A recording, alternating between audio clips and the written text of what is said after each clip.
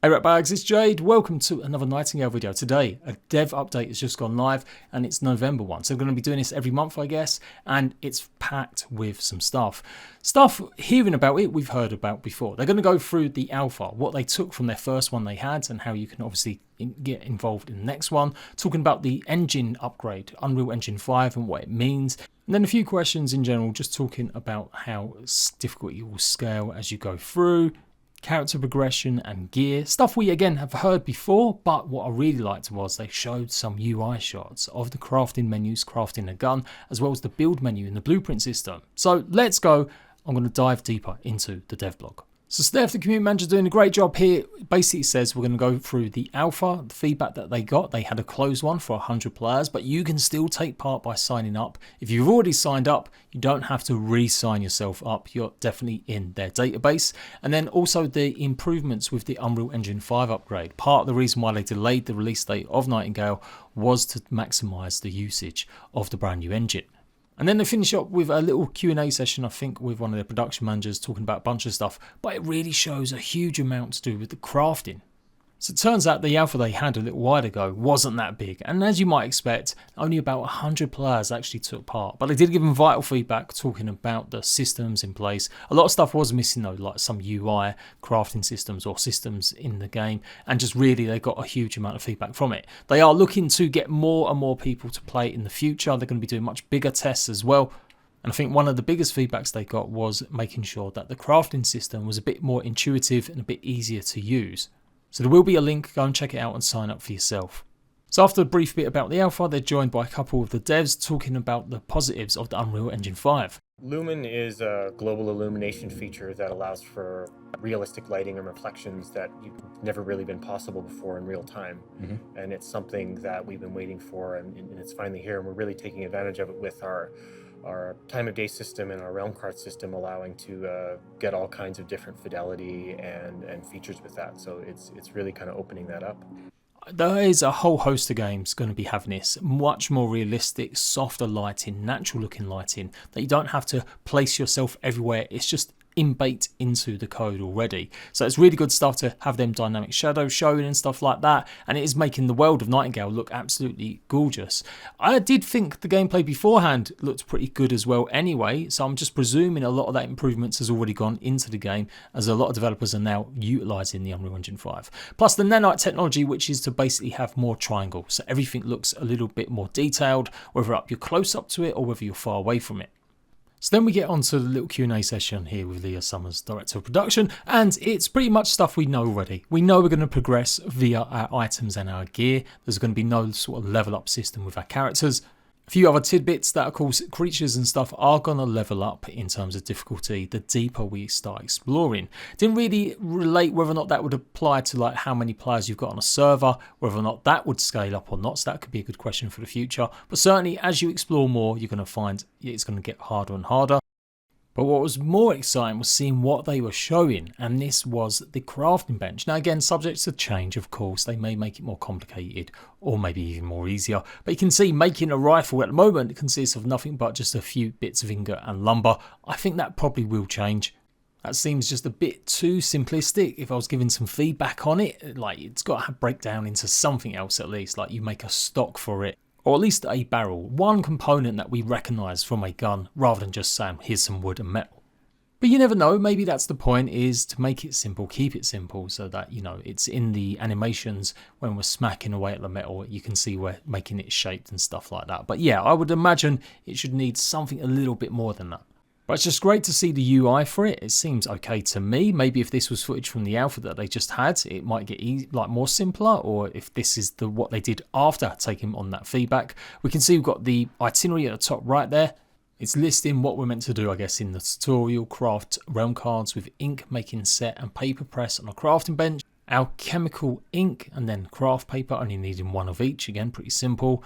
Got to speak to a nearby NPC to begin a request for items and resources. His name is Ralph, and we may be venturing into the dark forest. And then a glimpse of the materials that we're going to be gaining and getting. Raw berry bundle, tin ore, boar hide, boar meat, copper ingot and crown glass.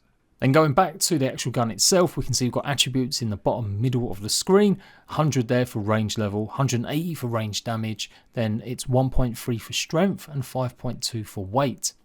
This gun is going to be a common level 3, rifle, the Lee Metford. And then if we zoom in on the left hand side again, we can see more of the weapons, and it seems to be, I don't know if that's like a pathing upgrade option, so you'd be able to choose to upgrade it in different ways, or maybe it's just the cosmetic looks, but you can see these faint UI circles at the top of each of these cards, and I love the fact they're all based on cards. It really fits in with the sort of tarot card making of the realms. It all kind of makes sense that you'd have these recipes laid out in these cards to go ahead and choose and pick. There are a few different types of tools or guns or weapons here, but it really is hard to discern what they could be. I swear it looks like it's a frog mask at the middle there in the top, and then some sort of weird hammer on the bottom or the top left there as well. So yeah, we'll have to look into that in future. The next shot then gives us a bit more close-up of the actual gun on the crafting table, and it takes a few seconds to craft as it rolls round. So that's pretty good as well. So you have to craft these obviously at a crafting bench. So no leaving weapons, at least, in the crafting bench to be made. You know, like it is in Ark, you craft 20 things, 30 things, and it'll just go along the queue. It seems like that's it. You've got to wait them 30 seconds there for it to actually do its job. And then when it's done, it's completed, you can see we've got more details as well. A modern rifle using the new bolt action mechanism, somewhat smoky in use, durability of 260. More interesting is that you can break down weapons if you don't need them anymore, and you'll get resources back. In this instance, something called essence dust. And of course, it does look like you will be able to at least maybe upgrade the same gun to different levels, or possibly, judging by the top where it says common level 3, that is just the name of it and you won't be able to. I don't know, we'll have to see how it plans out. But from what I remember from previous interviews, they did say we'd get better recipes and stuff from other traders and more. So it's probably a case of that, having to get extra levels from places or NPCs. Small little details, but it gives me more to talk about with you guys, rather than just repeating what the dev blog is going to tell us.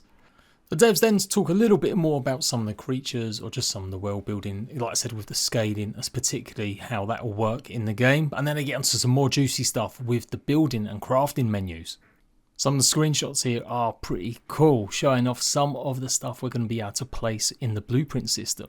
It's laid out here in refinement or crafting refinement, crafting tools, and then crude buildings. And there's like 26 different placeables on show in just these 3 sections. And it seems pretty simple to me, making stuff out of sticks, wood bundle and cord for whatever it is, this crude foundation. And then you can see all the other stuff we've got going on as well. Walls, triangles, the usual stuff that you come to expect in any open world sort of building survival game nowadays. So it's not that new, but just the way that we're seeing it for the first time is pretty exciting. There's a huge amount of detail also in what actually we're going to be utilising. You can see it's giving us a breakdown of what the foundation is going to do, its function, its requirements, and then we can track the recipe as well if we want to make more of them, etc., or get the resources for them. And we know we're going to be able to upgrade or get better gear. So obviously this is like the first stage of building the crude stuff. The idea being it's just a temporary home, so these are some of the things that you might be building while you're out exploring other realms, but not necessarily for your respite realm that will always stay with you. That's the one that you probably want better resources to be making up your base. Now I'm guessing this is some sort of surveyor tool. That's what it's meant to be, and I presume we've got to have this in our hand, much like any kind of building hammer that you would get in other games. This is very similar to the forest system where you place your blueprints, you design your base, and then you just fill it up with the resources needed. So yeah, it's really cool. I much prefer that system than maybe Ark or Conan, where you just literally craft 200 foundations and carry them around with you. This is much more better. I like the idea. You get a sense of more building as well. Like running back and forth can be a bit tedious sometimes in putting 200 bits of wood, as we'll see from the clip here in a second, but I still think it's a much better system than just being able to run around holding everything on you. It's so much better also for co-op and multiplayer, getting everyone to chip in. You know, you've got a bit of wood on you, then come and finish this wall. Don't have to go into an inventory box and pick up 20 wood. You've just got it in your inventory, bam, you're filling it up, job done. We've built our little first structure.